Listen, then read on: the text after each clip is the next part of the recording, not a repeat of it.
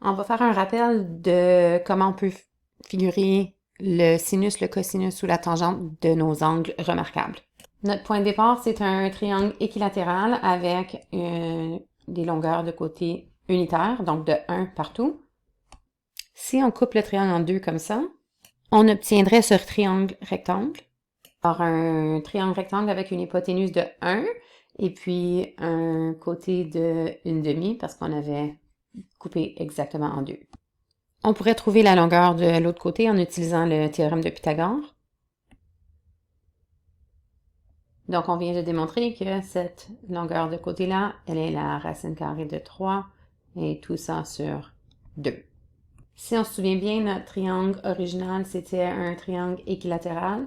Donc, chaque angle doit être égal à 60 degrés. Puisque cet angle-ci, c'est la moitié de 60 degrés, c'est donc 30 degrés.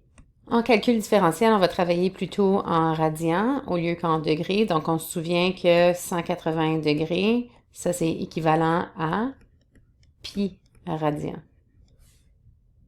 J'ai juste besoin de me souvenir de ça pour convertir n'importe quel angle en degrés en radians.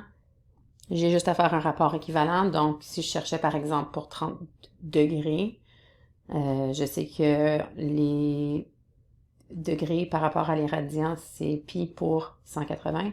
Alors, on a juste à faire trouver la valeur de θ. OK, donc pi fois 30 divisé par 180. Donc, on obtiendrait dans ce cas-ci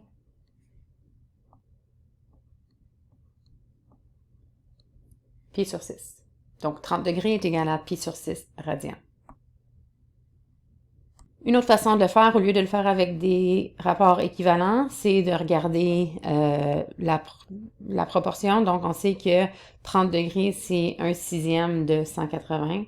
Donc, si on met ici à peu près 90, donc si je divisais tout ça en 6, mon 180 degrés, mon 30 degrés serait seulement 1/6 de tout ça. Alors, si on utilise la même logique, mais en radians, hein, puis si 30 degrés, c'est 1/6 de 180 degrés, ce sera 1/6 de pi radian, donc pi sur 6. Même chose pour notre 60 degrés. Si j'utilise cette logique-ci, 60 degrés, c'est 2 sur les 6 sections, donc 2/6 de 180 degrés. Donc, 2/6, c'est la même chose qu'un tiers. Donc, 60 degrés, ce serait ici, pi sur 3 radians. Donc, 2/6 ou 1/3 de pi radian. Alors, en calcul différentiel, encore une fois, on va toujours travailler en radians. On se rappelle aussi de nos rapports trigonométriques, donc notre aide-mémoire SOHCAHTOA. Donc, si je voulais calculer sin ou cos ou tangente de n'importe quel de ces angles, ce serait très facile. Par exemple, si je veux calculer sin de pi sur 6, je vais repérer cet angle-ci, sin de pi sur 6, donc c'est l'opposé sur l'hypoténuse. Alors, l'opposé sur l'hypoténuse, 1/2 sur 1. Donc, si sin de pi sur 6 est égal à 1/2, ou si tu voulais en degrés, sin de 30 degrés c'est égal à 1/2. On se répare avec ce triangle remarquable.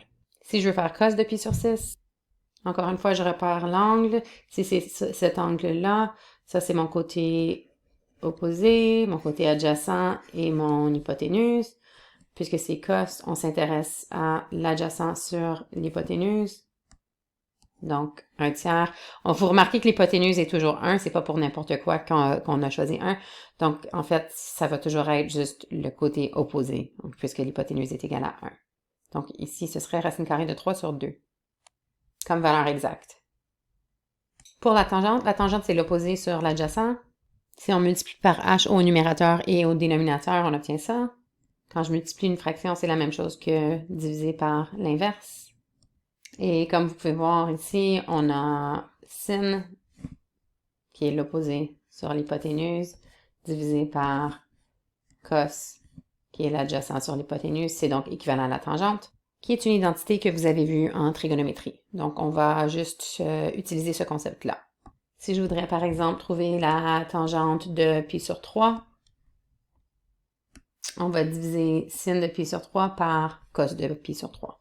OK, puis sin de pi sur 3, on sait que c'est l'opposé de celui-ci, donc racine carrée de 3 sur 2. J'ai même pas besoin de penser à sur l'hypoténuse. Comme on a dit, c'est toujours 1. Donc, c'est juste l'opposé qui est racine carrée de 3 sur 2. Divisé par cos de pi sur 3, qui va être le côté adjacent. Donc, 1/2. On veut pas des fractions à 4 étages, donc on écrit avec ce symbole de division, où je multiplie par l'inverse, ce qui va me donner racine carrée de 3 comme réponse finale pour tan de pi sur 3. De façon semblable, on peut partir d'un deuxième triangle remarquable, celui-ci un triangle isocèle, avec une hypoténuse de 1. Et puis, encore une fois, puisqu'on a un triangle rectangle ici, je pourrais utiliser le théorème de Pythagore. Donc, on verrait que x est égal à 1 sur racine carrée de 2, ou plus souvent, on voit sous sa forme rationalisée. Donc, on verrait que x est égal à racine carrée de 2 sur racine carrée de 2 fois racine carrée de 2, ça me donne 2. Et puis, pour les angles ici, puisqu'on a un triangle isocèle, ça veut dire qu'on a deux côtés congruents ainsi que deux angles identiques. Donc, on soustrait 90 de 180, puis ensuite on divise cet angle par 2 pour voir qu'on a un angle de 45 degrés. 45 degrés qui est un quart de 180. Si je mets en radian, un quart de pi. Donc, on a pi sur 4 radians. Et puis, on peut trouver nos trois rapports trigonométriques facilement. Donc, pour conclure, on a juste besoin de se souvenir de ces deux triangles. Donc, quand je pars d'un triangle équilatéral et que je le coupe en deux, ayant des côtés de 1, et quand je pars d'un triangle isocèle avec une hypoténuse de 1.